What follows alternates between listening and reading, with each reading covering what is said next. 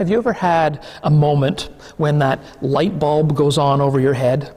A moment when something that you've had trouble understanding, or that moment when something you have had trouble coming to terms with suddenly makes sense? A moment when you realize what you should be doing or where you should be. I'm sure that we can all think of at least one moment in our lives when we have felt that light bulb go on above our heads, when we have had an epiphany.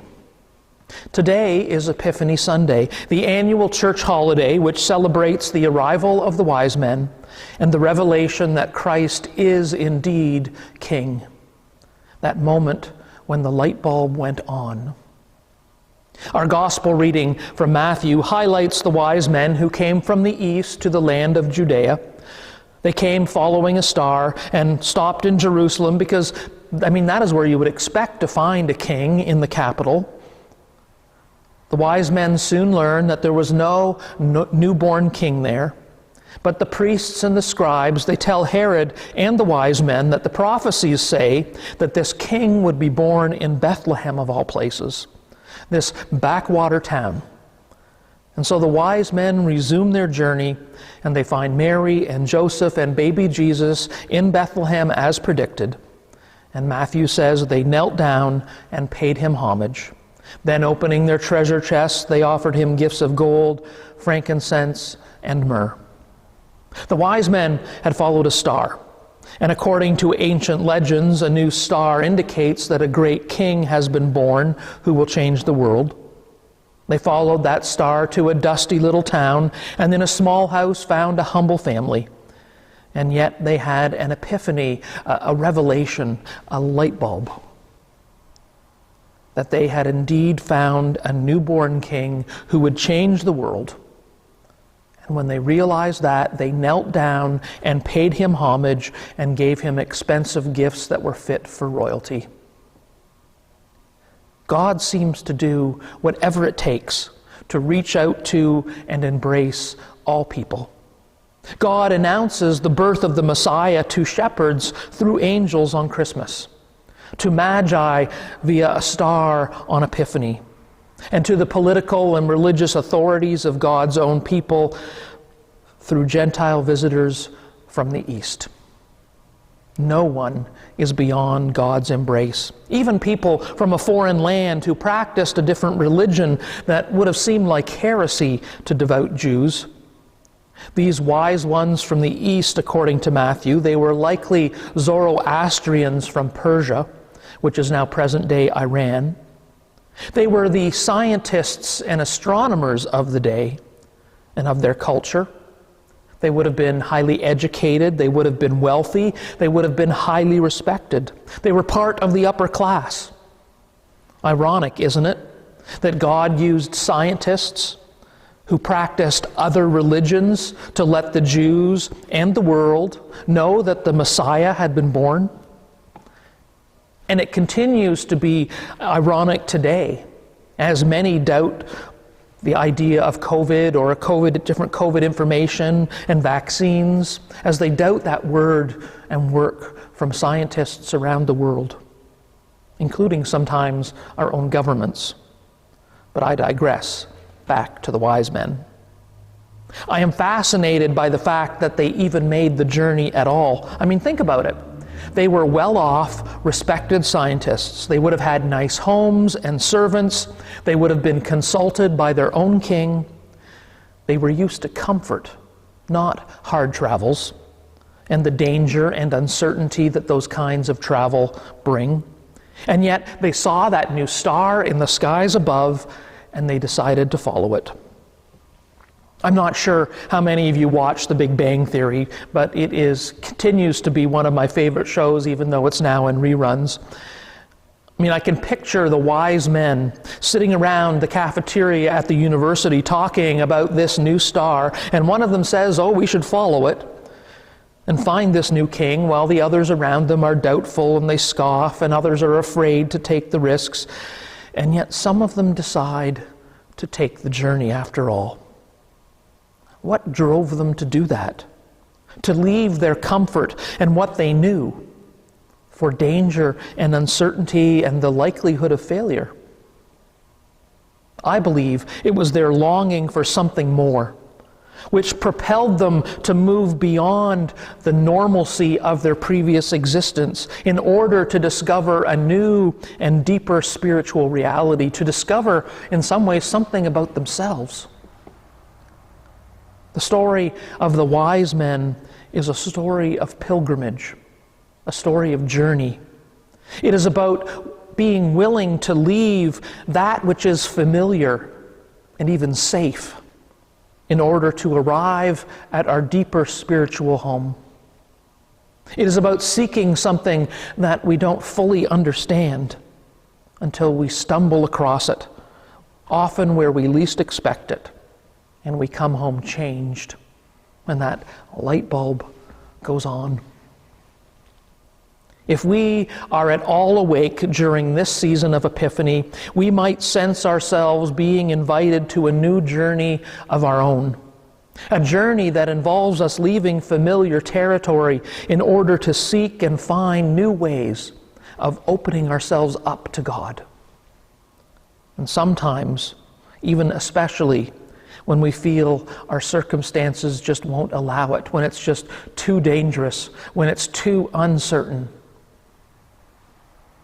Because God's radical grace is a wondrously frightening thing.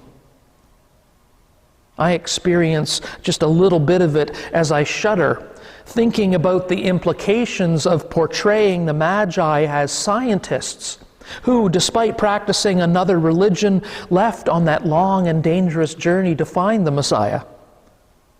Because to think about it in this way, it pushes me to expand my own understandings of both the way God reaches out to people to announce good news and what it means for us, for me, to have faith and to look for Christ in the world. Because God speaks and works through the least expected people and the most uncertain and dangerous times. And we have examples of this throughout the Bible.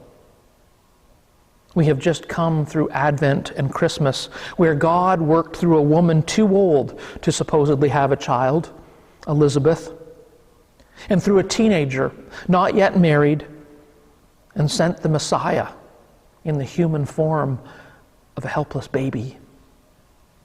A baby that was born in a stable, a baby that was worshipped by smelly shepherds, and now a baby proclaimed as king and given extravagant gifts by foreign scientists. And yet, every time God speaks and God works through the unexpected, we are somehow surprised all over again. This is the dangerous journey that I want to be on in 2021. The journey of learning how to be more present and how to be more responsive to the divine presence which is always near, even when that presence moves and moves me in mysterious ways. Like those wise travelers who bumbled along imperfectly until they finally arrived at the place where the presence of God was being revealed to them at a particular moment in human history, I want to take my place in the long history of Christian seekers who participate even more fully in the divine life, as it expresses itself uniquely at this moment in human history. It is a moment that is imperfect and dangerous, yet pregnant with possibility all at the same time. Nothing about the wise men's journey was normal, and neither was their return.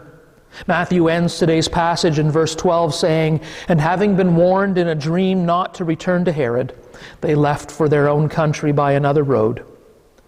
And not only do they heed another message from God, but instead of returning by a route with which they were now familiar, they decide to return by a new and unfamiliar route. They have journeyed, they have faced danger, they have worshipped at the foot of the Messiah. I mean, if it was me, I would be ready to say, I am tired, I have arrived, I have seen Christ, I have accomplished what I set out to do. What is the quickest and easiest way home? Because that's the human way. But that is not God's way. Epiphany is about the unexpected joys and synchronicities, the unexpected challenges and tragedies. Epiphany is filled with unexpected revelations that change our minds and change our ways. In many ways, the epiphanies in the Bible, the journey after the epiphany, is never straightforward or easy. The Magi take another road home. Peter discovers that God's grace is wider than he ever imagined. The disciples experience Jesus as transfigured like Moses on the mountaintop, and then, much to their dismay, realize that beyond the transfiguration stands a cross.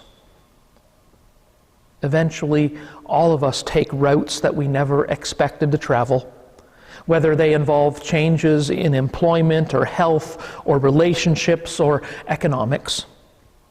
I never expected to become an active Christian. I never expected to serve the church in Malawi, not once, but 3 times. I never expected to serve the church in China or Taiwan or Cuba. I never expected to become a minister. And I never expected to become a trained therapist, and yet my journey continues down that road as well. When life forces us from the familiar highway onto an uncharted path, we are challenged to experience holiness as we travel on that different road. The path is seldom easy, but within the real limitations of life, we may discover unexpected possibilities for vocation and mission and transformation. Celtic pilgrims, they often went to sea in tiny round boats, like bowls really, sailing forth without a rudder. They trusted that God would guide them to their place of resurrection. They believed that amidst the wind and the waves, there was a guiding force that was luring them towards holiness and wholeness. And this is our hope too, as we journey on our own uncharted paths, often with nothing more than prayer and hope to guide us.